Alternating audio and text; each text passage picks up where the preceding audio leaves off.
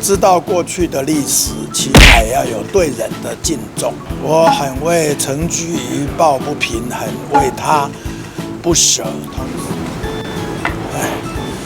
这个如果有看到陈菊在军事法庭上为台湾今天的民主自由牺牲自己，真的不会讲出这样的话。那陈菊在当高雄市长，让高雄市脱胎换骨，被称一再得到5星级市长的称赞。那到今天，他都还如此的尽心尽力。希望大家不知道过去的历史，起码要有对人的敬重。他这样子3番2次在攻击陈菊秘书长，院长您的心情怎么样？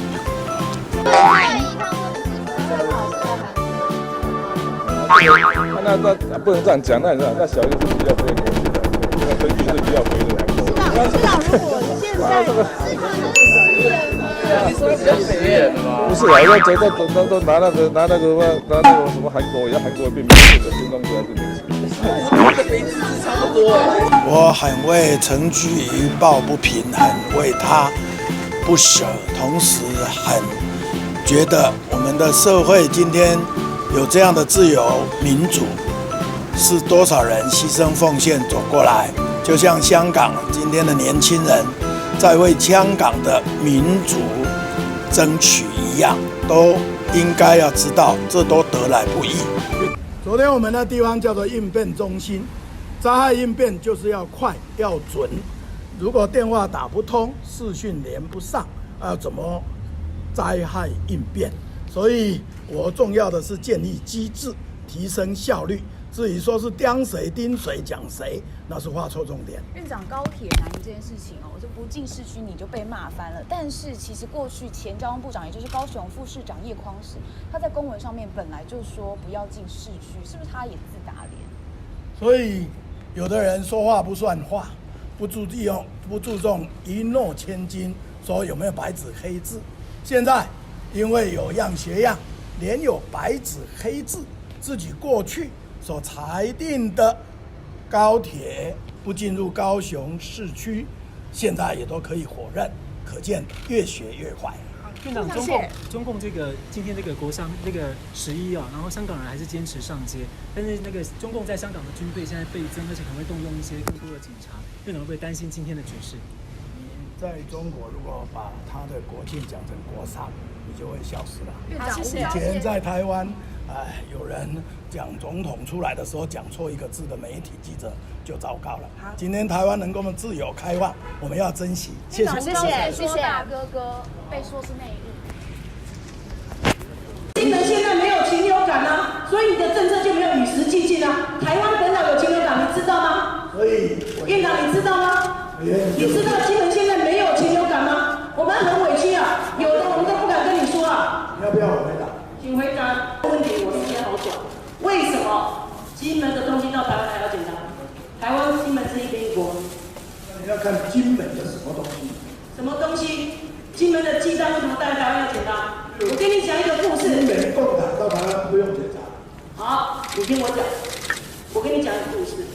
我们金门有那个阿嬷、阿公、听孙，对不对？自己家里土鸡生了几颗蛋，要带来台湾给这个孙子吃。自己家里的土鸡几颗蛋不能带来台湾。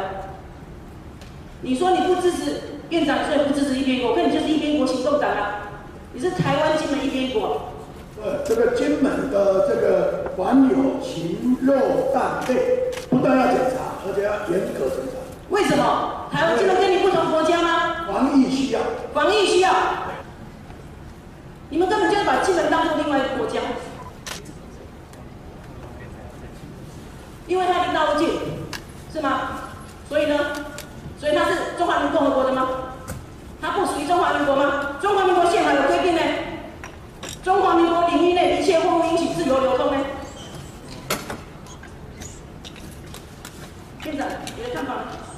我的看法是基于全国民众的安全，基于防疫的需要，因为中国发生的禽流感疫情致人于死，所以请问金门有吗？与中国特别接近，禽鸟容易飞地区，我们加强防疫。好，那个院长，如果我跟你加强检疫。正确的做法应该是，海关在入境的时候，如果人不够，多扎真人，严加检查。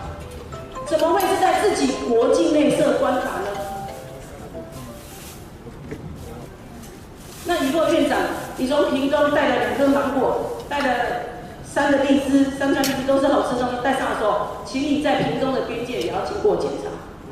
这个就是金门人现在遭受到的待遇。你可以理解那种阿公阿嬷要带着自己家里2颗土鸡生的鸡蛋到台湾来，不能带过境的那种心情吗？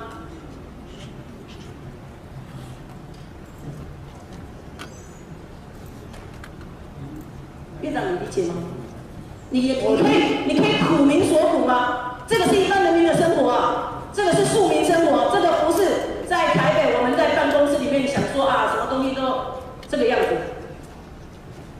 我可以理解阿公阿嬷要带蛋给孙子吃的心情，但我更理解阿公阿嬷绝对不愿意给孙子有得到禽流感疫情。可是金门现在没有禽流感啊，所以你的政策就没有与时俱进啊。台湾本岛有禽流感，你知道吗？所以院长你知道吗？你知道金门现在没有禽流感吗？我们很委屈啊，有的我们都不敢跟你说啊。你要不要我回答？请回答。您就是不懂得怎么防疫。什么叫我不懂怎么防疫？那你懂得防疫？院长，你不要一讲到我们讲这些，你就开始一副很生气的样子。这个是日常生活，就是庶民的日常。我没有生气，我是对于你混淆了很多逻辑，觉得有混淆哪个逻辑？照你的说法，我混淆中华民国。